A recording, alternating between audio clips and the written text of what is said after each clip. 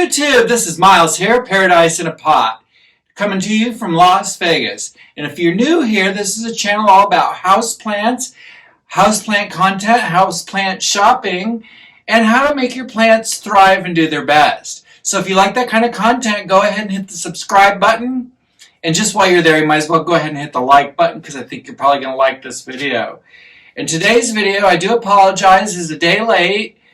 I had started a new job last week, and I'd also found out that my mother had passed away. We weren't very close, so it wasn't that devastating, but it was still kind of jarring. So this weekend's been kind of crazy for me. Anyhow, here we are, moving forward with Plant of the Week. And this week, Plant of the Week number 6 is going to be my Epipremnum pindatum, Cebu Blue. This has to be one of the loveliest house plants you can get your hands on. And if you have somebody who has this plant, if you don't have it, ask them for a cutting. Because this started off as 2 little cuttings with 2 nodes each. And in a year and a half, I have this big, beautiful plant. And this is round 2 of propagations of this plant. Now, the Cebu Blue is a pothos. It's in that family. So it grows just like any other pothos that you have. Let's see. I just love its unique blue-colored leaves. Such a lovely, lovely light tint blue. Comes from one island in the Philippines, which happens to have a city called Cebu. And that's where it gets its name from. And it's actually kind of fun to say if you think about it. Cebu Blue. How many times do you get to rhyme blue? So for this plant, you want to make sure to give it medium light. The brighter the light you give it, the better growth you're going to get out of it. But don't give it direct sunlight. Right now it's getting a little direct sunlight with me here. But this is only for the video. This is not where this plant lives. I just brought it out to show it off for everybody. As far as watering this plant, I water this plant maybe every 2 weeks. I keep it in a plastic pot so that the moisture doesn't really go away fast. But I do like to let it fully dry out before I give it another watering. A lot of times what I'll do is I'll let the leaves even start to droop before I water it, just so that I know that it's fully dried out.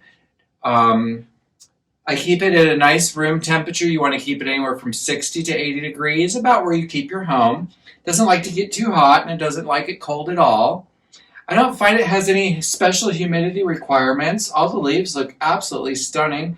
This one here has a little dry tip, but I think this is actually one of the original leaves from the cutting I got. I think these 2 are the original leaves from when I got the cutting in December of 2020. So, yeah, we're going on almost 2 years of this plant.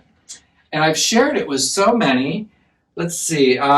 Before I move on, I just want to say that for when I do pot this up, I do give it like a 1/3 chunky orchid mix, along with 2/3 potting mix. And I will throw in a little handful of perlite if I have it, just to make sure that the soil does drain really well, because it doesn't like to really sit in water as far as when it's in dirt.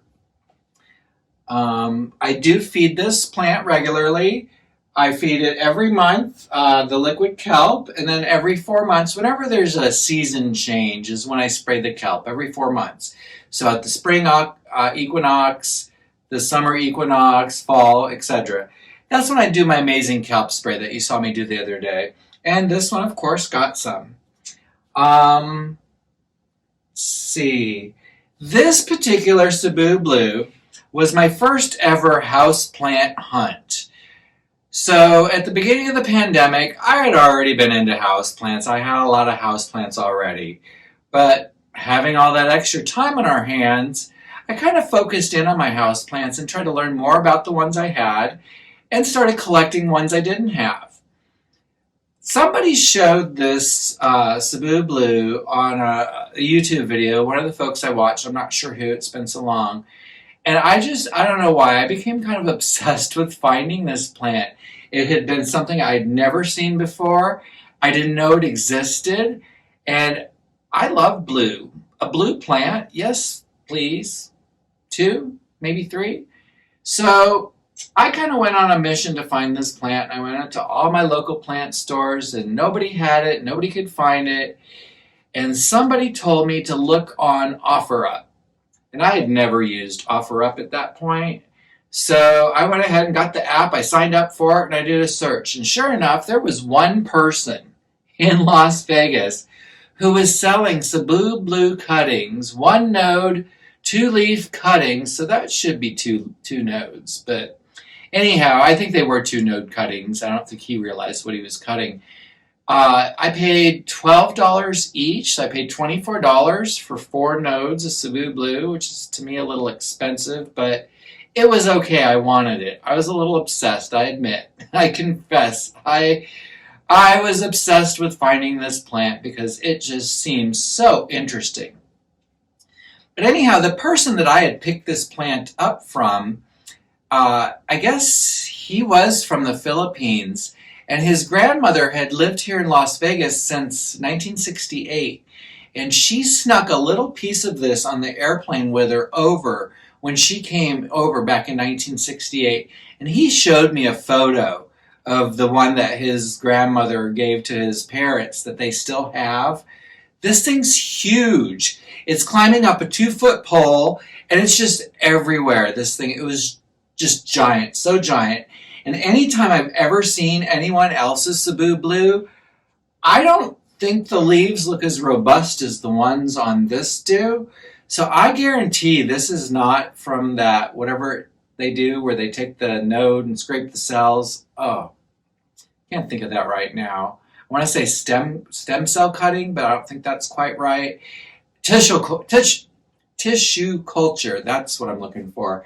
I don't think this came from a tissue culture. I think this was just like what he said. Grandma put a piece in her pocket and snuck it on the airplane from the Philippines to Las Vegas, and here we go. So 50 years later. So I'm really excited to have this plant. I'm actually kind of honored to have it, that it was such a family thing for him. And I'm so excited that it grew so well. I remember how elated I was when it put out its first leaf. So Cebu blue pothos. That story alone should tell you that I'm going to give this plant 5 stars. It's absolutely easy to care for, it's easy to love, and it is rewarding as can be. I've had no pest pressures with this, even with thrips and spider mites running through some of my plants from time to time. This has never shown me any kind of problems, and I'm looking at the leaves right now, and I don't see any thrip damage on any of these leaves. So I'm thinking maybe the thick, because mine are thick leaves. And again, I think the tissue culture, it's thinner. Because I feel these are like leather almost. They're so thick. They're almost as thick as this croton over here. So as far as propagating this plant goes, you can see that it's extremely easy to propagate in water. This is a glass of water I filled up about a month ago. If you guys watched my videos, you saw that I cut some propagations, and this is my pothos. I am not going to be potting this up today because I am preparing for a plant swap, which is coming up this weekend, which I'll make a video about that and how it goes too. But I'm hoping that maybe I can find a interesting trade for some of these. So, and then after that, I'll pot up whatever I don't trade out. But yeah, Cebu blue pothos, chef's kiss. I'm going to say all day long. All right, everybody. Well, that's it for today's Plant of the Week video. Again, I do apologize for being a day late on this. I promise next week it'll be on time on Sunday for all of you regular watchers. And I just want to wish everybody a great week. I think we got a houseplant shopping trip coming up to Lowe's this week, so make sure that you're subscribed to see that. I'm going to be going to a Lowe's on the northeast side of town that I found some interesting stuff before, so I'm kind of hoping they have something interesting today, or not today, but this week, and I go. And then again, looking forward to that plant swap on Saturday. Who in Las Vegas knows about the plant swap? Who in Las Vegas is going to the plant swap? Is anybody coming into town for this plant swap? I want to know. Tell me in the comments below. All right, everybody, I want to thank you so much for watching. I want to thank you all so much for all the comments, the subscriptions, and everything else. You guys are so amazing. Thank you so much, and we'll see you real soon. All right, bye. Please hang up and try again.